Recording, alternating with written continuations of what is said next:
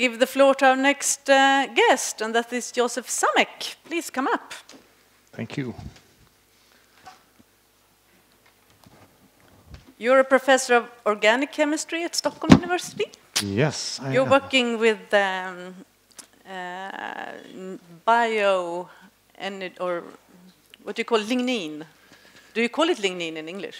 Yes, you call it lignin. So we try to substitute fossil sources for biomass, which we have a lot of in Sweden, for example.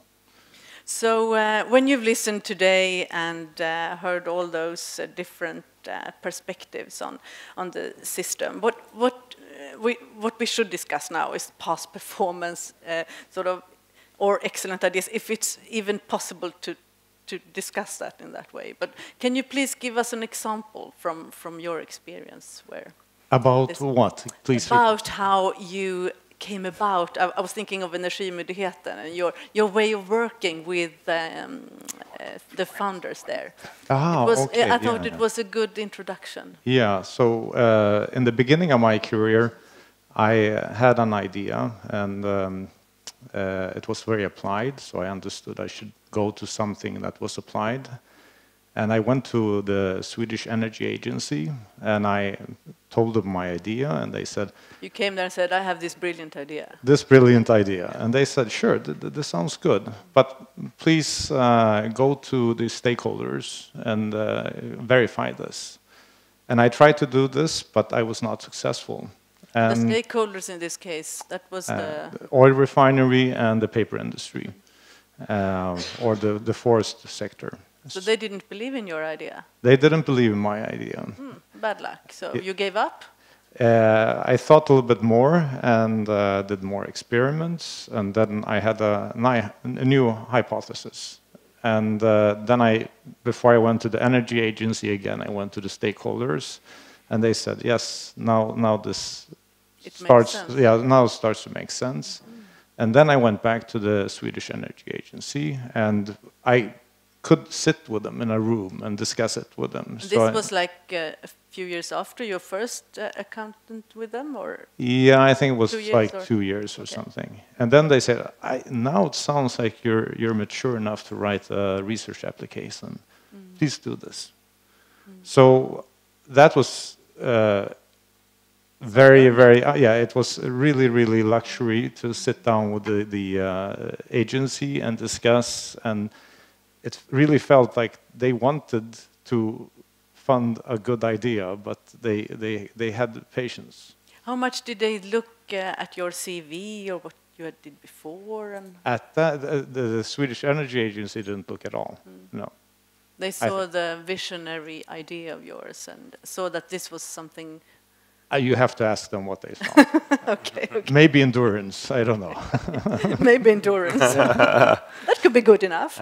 But there is a paradox here, Joseph. When you come up with something really new, it can be hard to find the peers to actually judge your idea, since it's new. I mean, and the newer the worse the problem gets, I suppose. Yeah, that's what we discussed in the phone last week. That first of all, it will of course depend a lot on the research field. There is research fields that are really big, and there's research fields that are very small, and then there's research fields that you maybe want to create. And to find peers in these three different fields are of course really challenging, even for the Danish society that actually reads the applications and the papers, I think. Yeah. When you've now listened to so many variants of this problem, is it something in any of these presentations that catch your mind a little extra? What I think we should discuss more, if we really want to go into breakthrough research, is failure. And I think a lot of the former speakers have touched upon it and said that, there is failures sometimes. And someone, I think, said, if there is a failure and the researcher wants to redirect their program, we should not stop them. But I think this is maybe what a funding agency that wants to support breakthrough science really should look at the candidate. So when I say that we should assess the researcher, is maybe not the H index or number of Nature and Science articles or where you did your postdoc and these things, but more to assess how capable is this researcher to adapt. Because as I think you said that you can get scooped, the research doesn't work. How does the researcher react in these situations? And I mean, we all make failures, but the question is, how do we get around it? Yes. And what is the next step? And how do we use our group to actually take the next step? Yeah, and I think in most research proposals, you write a little bit about this, that, okay, if this wouldn't work, I would take this step here. But I think if you want to do a real bold proposal, maybe that is not enough. You have to show proof of concept that, okay, I have tried things before that hasn't worked, but look what came out of this. You know, in the startup world, you're almost proud of your failures. It's like, you know, I started that company and it failed. It's like, wow, what I've learned. I would say like this, that in the US, they say that you have to do at least three failures before you can succeed. But in the Swedish system, even though it's a much, much bigger pillow, this is not really the case. I would say that failure is something that we say, okay, it can be a failure, but we don't want to go there. And I think this is a really important discussion: how to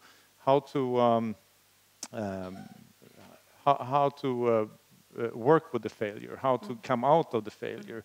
And I think also this comes out to the Danish society that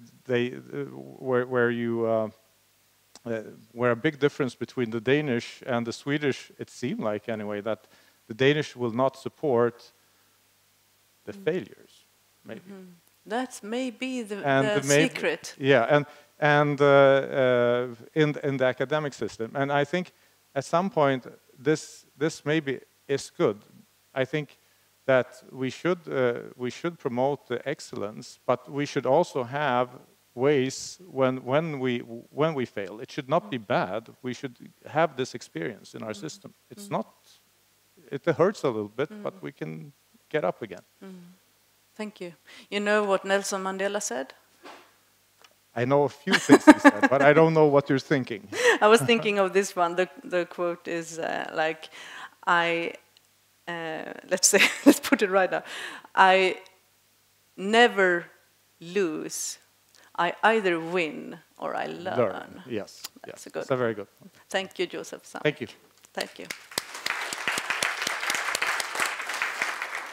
And now welcome to more quite young researchers to the floor. Jonas Olofsson and Mia Phillipson again. Welcome up. Give them a warm hand. Hello. Hello there. Hello again. And you're professor of psychology, and right. You're in medicine. So please come over here. I think the chairs they don't really work with the table, so let's do the table. So the discussion now is, how do we promote young researchers and young scientists? Jonas, I think you have the first words here. You are new on stage. All right. It's an easy question, isn't it? Well, we are still reasonably young, at least we hope so. The question of how to promote young scientists is a big task that we discuss a lot in the Young Academy. I think the problem starts really when we get our PhDs. To start with, it's impossible. Sorry, it sounds a bit depressing. The problem starts when I got my PhD. Then it just went worse and worse. Yes. So it's not like that. Well, it gets better after a while. If you survive that stage, that intermediate stage, that's at least my take on it. We can't apply for a postdoc until we have our PhD in hand, so to say. So it creates there's a lot of uncertainty in the first year or first couple of years after you get your PhD. So this is a really difficult period to navigate. And then obviously the lack of a tenure track system, that's also a big And those are issues big that issue. you debate a lot, and you try to get our policymakers to understand this. Mia, do you agree? Is this one of the problems or the challenges? Absolutely, it's a kind of a selection system. I don't know, is this working? Perhaps we can. Working? No.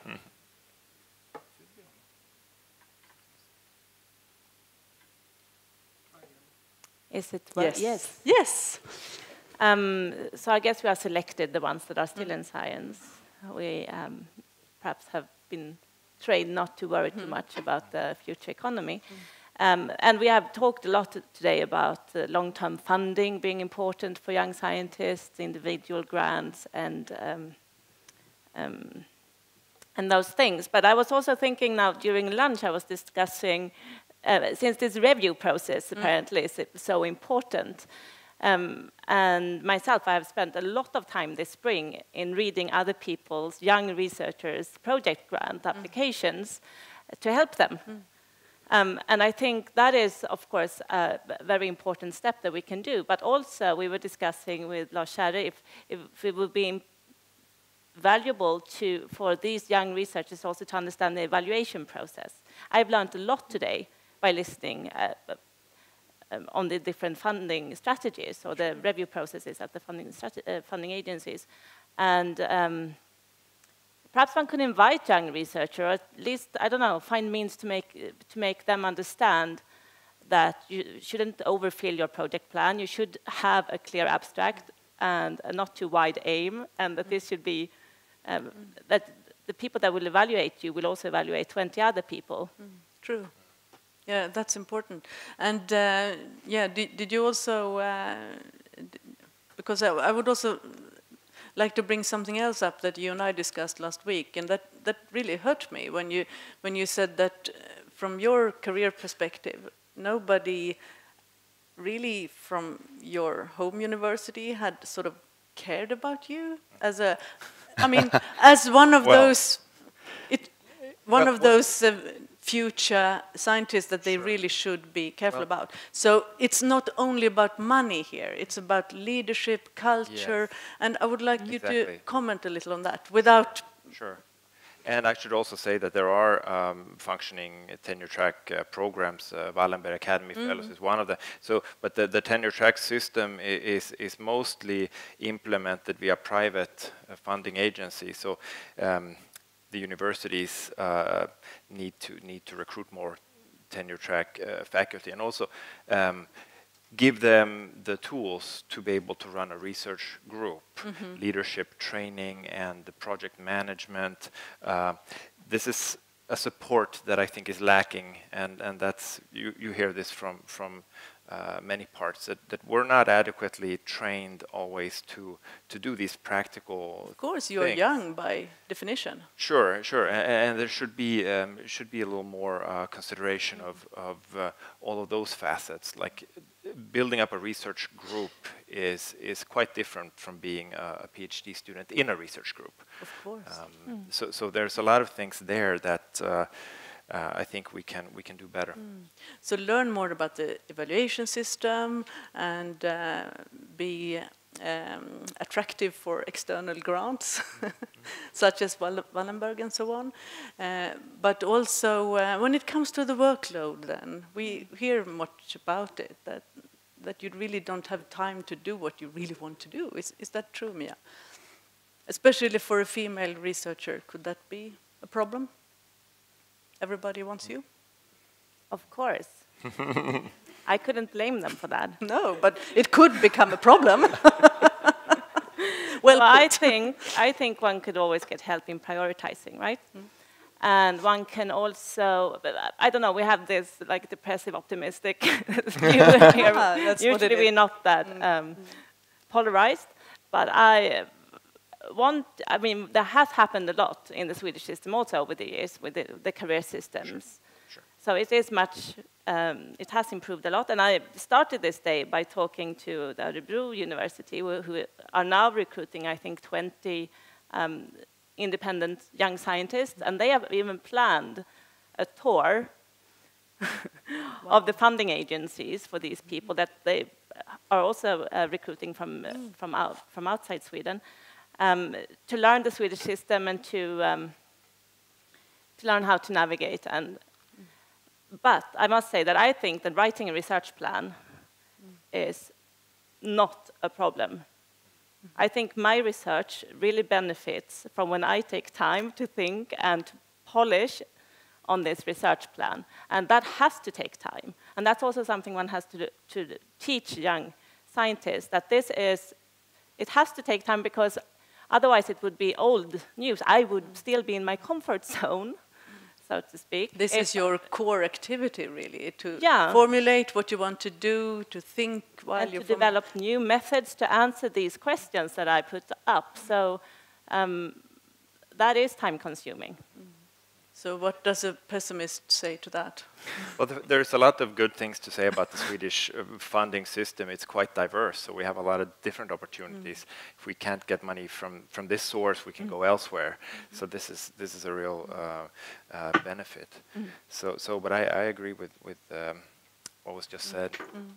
I know also when we talk about leadership, and I know that you have a mentor. Do you have a mentor? Yeah. Yeah. How common is this, because you are part of the Young Academy, or is this the Wallenberg Fellow? Yeah. How could this work even better, do you think? Or can you say something about mentorship that could be useful also for the universities, not only for external funders? What can we learn from that? Well, that's a difficult question. I can tell you that having a mentor from a different discipline has he's here today. Yes. So he keeps an eye on you. So this is so inspiring to speak to a senior researcher from a different discipline. It creates a sense of meaning and purpose in our work, and I think that many people probably feel the same way, that the sort of day-to-day life at the university can be sort of a grind. There's a lot of routines, there are a lot of administrative tasks, and that can keep us from really focusing on developing these new ideas. But those are not easy problems to solve. I've heard that your mentor is learning as much from you, so I've heard it's a reciprocity there. But when it comes to what you do with your time, is there a risk that the true stars of heroes of science are not even here today? They don't take the time to go to such seminars, and what do you say to them, or what can the system do? I think it has to be up to them. I think it's very difficult to say anything particular, other than one should always try to protect one's time and to put science first. That's the core message, and I think that's why we are here also, because we want to do that. But you also want to be at your universities doing your research, so it's a little bit of a problem, I guess. Prioritizing between tasks, and really focusing on what brings joy to the process. That's really important. I think there's a lot of pressure to say yes, especially among young researchers, to things that might be quite dull and time-consuming, but you want to show that you're loyal to the department or the university, and there has to be a balance. You can't compromise on creativity. If you compare your everyday life with your friends that are not scientists, how do you discuss that over dinners and picnics with your families?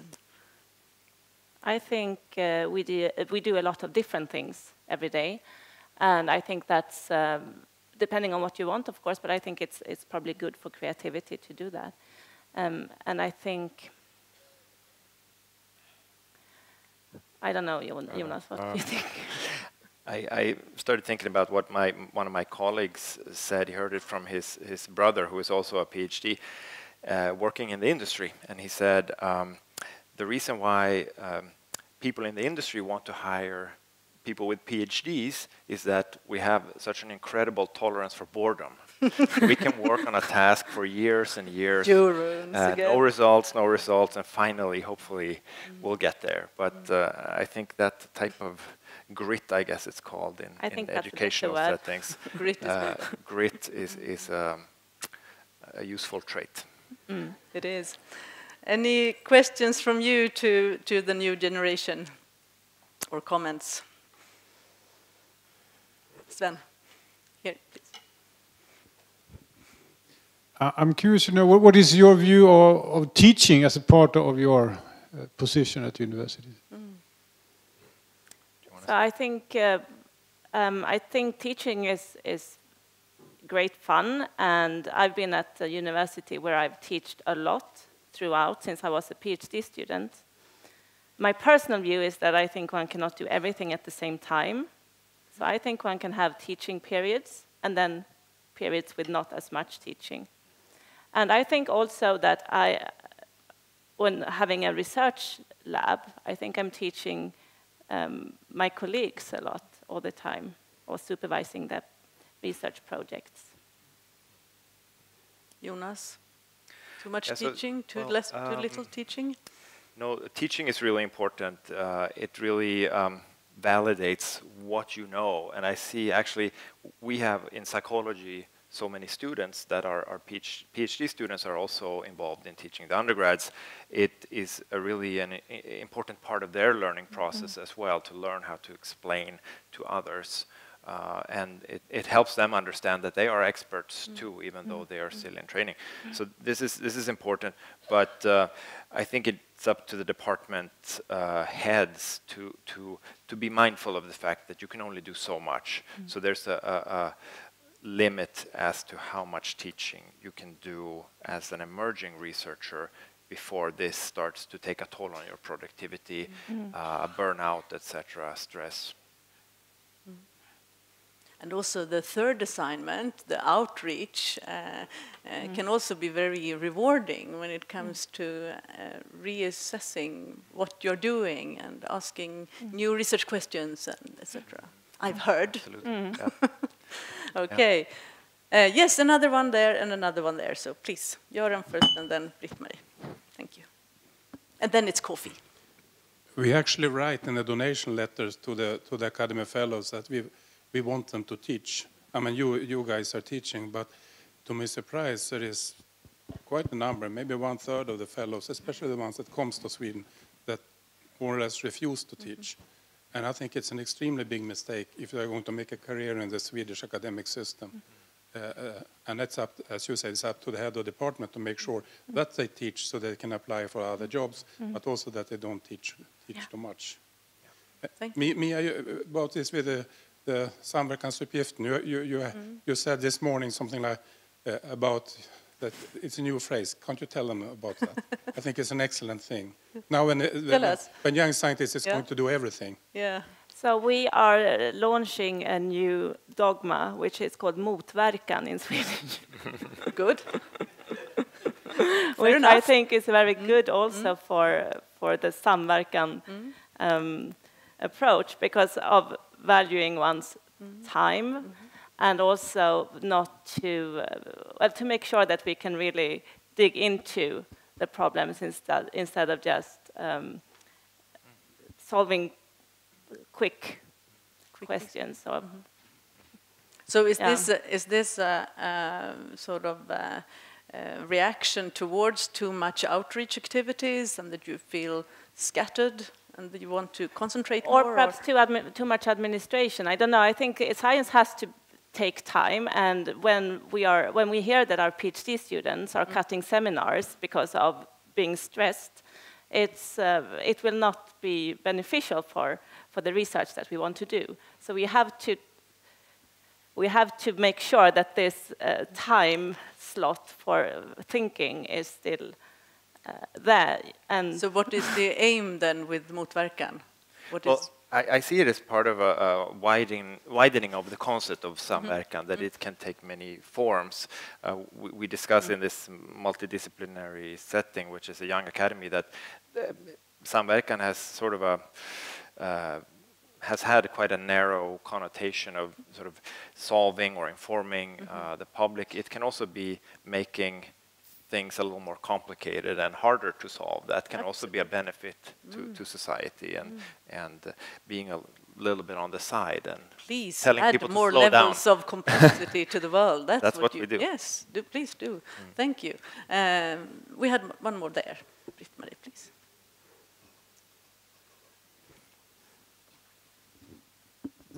So this is out of my curiosity more than anything else. You have had the chance and the possibilities to start up your own research group. So I would like to know, how have you structured it, and what were your thoughts behind it? Good question. Good question there. Jonas, would you like to start? Initially it was a lot of trial and error for me, in part because I did not have any sort of management or leadership training in how to actually lead others. But hopefully I learned along the way. And one thing that I'm happy with is to have a very diverse group. So we have people from several different continents, and it's a very rich and stimulating environment. Another important aspect, I think, is to have people at different levels of seniority, starting from research assistants and students to more senior postdocs and such. And then you have questions about recruiting at those different levels can be challenging depending on which subject you're in. But diversity in terms of seniority, geography, that would be my first response. And you've been very successful, we should say. So, and Mia? I think that I have ended up with the same approach as you, Jonas. I have PhD students and postdocs, and I have PhD students and postdocs hired by the industry in my lab. So I think we are doing basic science, but with a very close to the user, hopefully to the patient. And it's, of course, one can listen to advice, but it is a trial and error experience. Yeah. Thank you both very much for your time. We valued it very much. Thank you.